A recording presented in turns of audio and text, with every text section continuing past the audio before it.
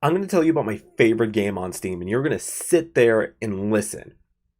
Unless you're standing, in which case sit down, it's going to be a bit. 100% Orange Juice is a board game on Steam that is cheaper than Oranges itself, and I absolutely adore this game. Cute character designs and... Cute character designs and fun as hell hectic gameplay that just gets more chaotic the more friends you bring along. The best way I could describe this game to someone who has no idea what it is, it's basically Mario Party, but replace the minigames with violins and throw in some Yu-Gi-Oh cards. That's what you get. The goal of the game is to collect stars and knock out other players and level up past level 5 to win the game. You do this by landing on spaces to either give you stars, draw cards, or get bullied by a bird, among other things. And the character you pick will actually change how you approach that goal. There are a ton of playable characters in this game, most of which are DLC, and they all have their own unique stats and abilities. Yeah, it's Mario Party, but you actually have to strategize before you even play. You have some influence over what goes on the board. You can build your own deck of cards, your character's abilities might affect the board, battles, or literally anything. But that doesn't mean you have full control. Everything is determined by the roll of the die. Your movement, battles, gains, losses, really the main thing that can change the pace of the whole game are the cards. She better low roll? Nope. Wait, she could die. Let's go. The hyper I played like 10 turns ago. Within, you can damage other players, steal cards, change stats, and you can even place traps that can do a lot of damaging things, like skipping turns, losing stars, forcing a battle, warping them to a random spot on the board.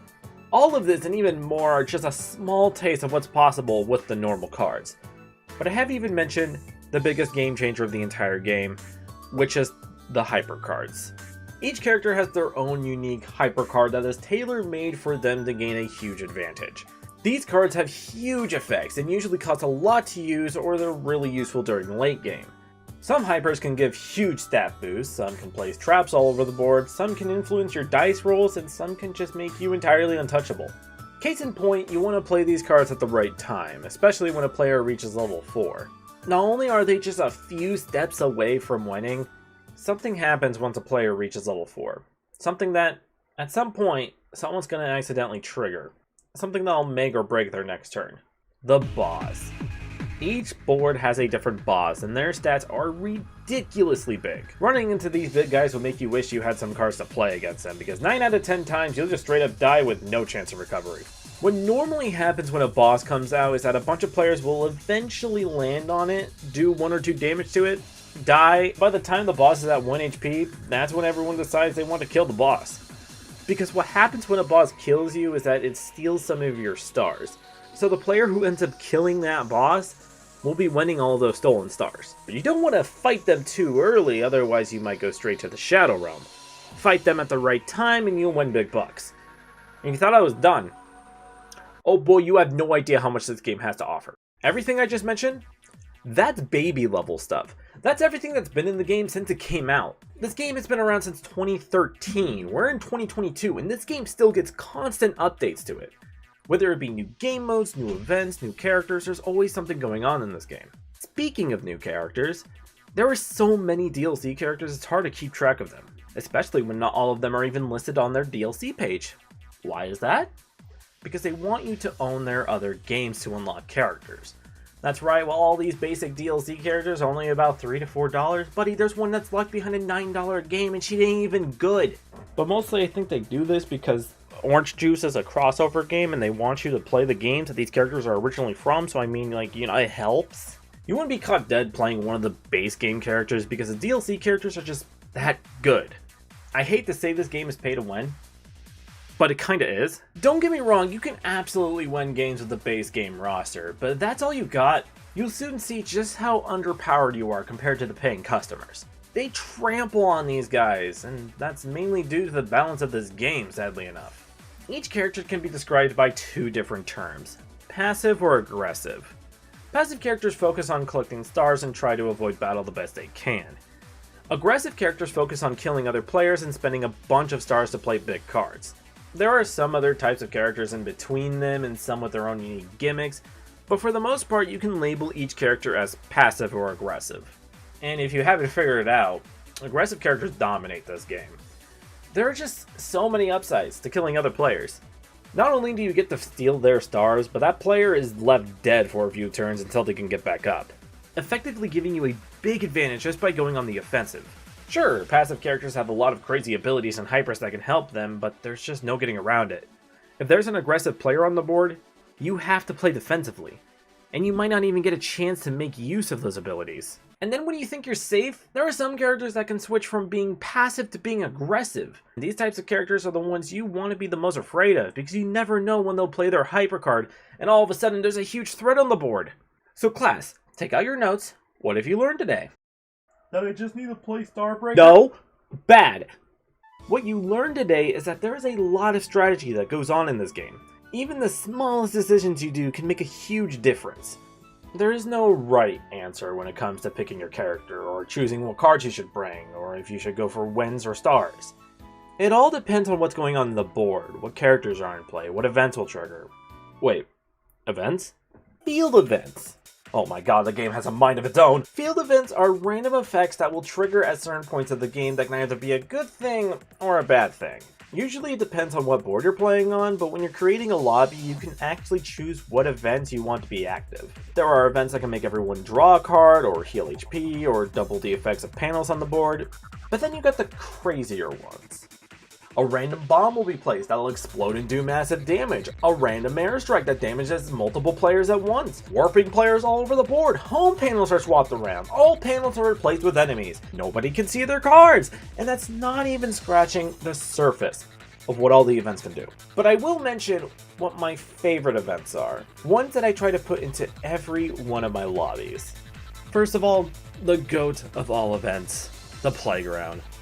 This event makes it so random playground panels will appear on the board, and when a player lands on one, they play a random minigame. Fuck yeah, now it's Mario Party plus violence. Unfortunately, they're single player minigames, but there are a good handful of them. They sort of feel like carnival games. Shooting darts, matching cards, spin the wheel, whack-a-popo, the best one, undebatable. And the rewards the player gets is determined either by the minigame itself or their performance. And there's a unique effect that only the minigames can give out, the Joker effect. No, I'm above this. I do not need to make a society joke. Or a Persona joke for that matter, fuck. The player with this effect will be able to play any card in their hand completely free of charge. It's an amazing effect, but it only lasts for one turn after the minigame is over, and most of the time players aren't prepared for it because Joker isn't a guaranteed reward every time a minigame pops up. But they're super fun, and doing them gives you a decent reward, so it's always a nice break. Plus, they add new minigames sometimes, so this event just keeps getting better and better as the game continues to update. The other event I really like to have is Treasure. This one can add another layer of chaos and madness depending on your luck. It places random treasure chests on the board, a red one or a blue one. The red ones will give you a certain amount of stars depending on what turn it is. Doesn't sound too terrible, right? But the blue ones, they're rare, but they're a game changer. They give you a random hyper card.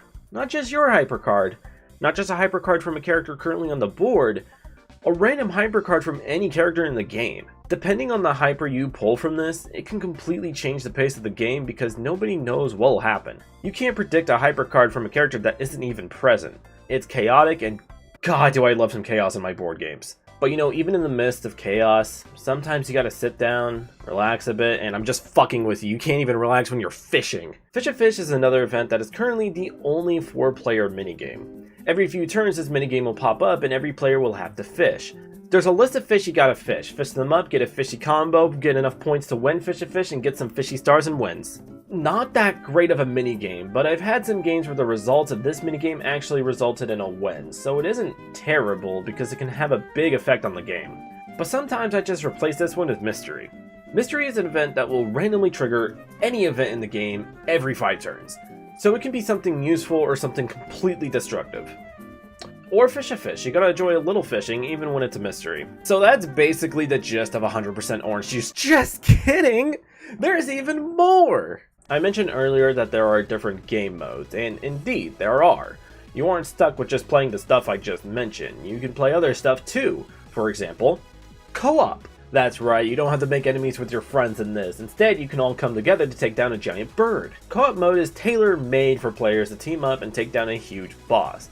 This number will probably be inaccurate in a few months, but currently there are like 5 or 6 different bosses. I've lost count, but they each have their own gimmick. It's up to you and your teammates to determine how to take down the boss in the quickest way possible, making use of a new mechanic exclusive to this mode, rolls. No, not like dice rolls, like job rolls. There are different roles each player can choose to help take down the boss. There's attackers that are great at dealing damage, guardians that help damage control, and healers that can revive teammates and heal them. There were 2 other roles that get more gimmicky, like Avengers that get stronger the more damage they take, and Dealers, which is my favorite. They can actually give teammates your cards. Some characters are better suited for certain roles, and you can even level up the roles to get even more abilities. So it's a mode you kinda have to grind to get good at, but it's a fun mode, especially when you're playing with a full group of 4. Please, for the love of God, do not play with an AI. They will do stupid decisions the whole game. And then there's the third mode that is fun, don't get me wrong, but man is it confusing to understand, so I'll try to keep it short.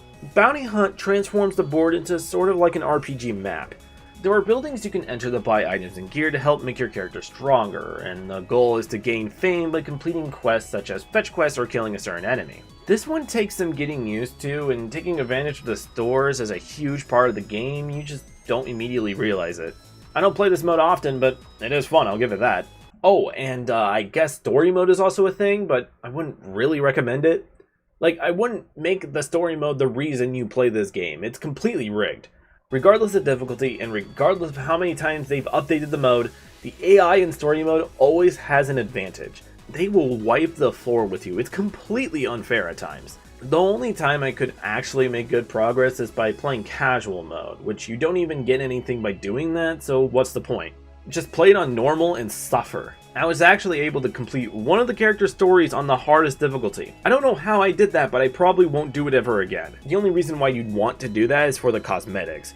You get a certain cosmetic for completing all the story mode on the hardest difficulty, but I don't really know if it's worth it. Oh, right, cosmetics, of course, it is an online game after all. As you complete online matches, you get rewarded with stars and sometimes oranges if you completed a daily quest. You can then go to the shop to spend those stars and oranges on, what else? Cosmetics and cards. You can buy outfits, hair colors, poses, dice colors, home panels, pets, accessories, hats, new maps, and probably a lot more by the time you're watching this. Like I said, this game continues to get new updates almost every other month. It's actually amazing this game hasn't gotten the Steam Labor of Love award before, which for every Steam Awards, I have always voted this for Labor of Love, and it loses to fucking Terraria and Counter-Strike. Are you Regardless, I absolutely love this game. It is without a doubt my favorite multiplayer game on Steam, and I highly recommend it to anyone who is a fan of bullshittery and chaos. Go check the game out, and maybe we'll see each other there.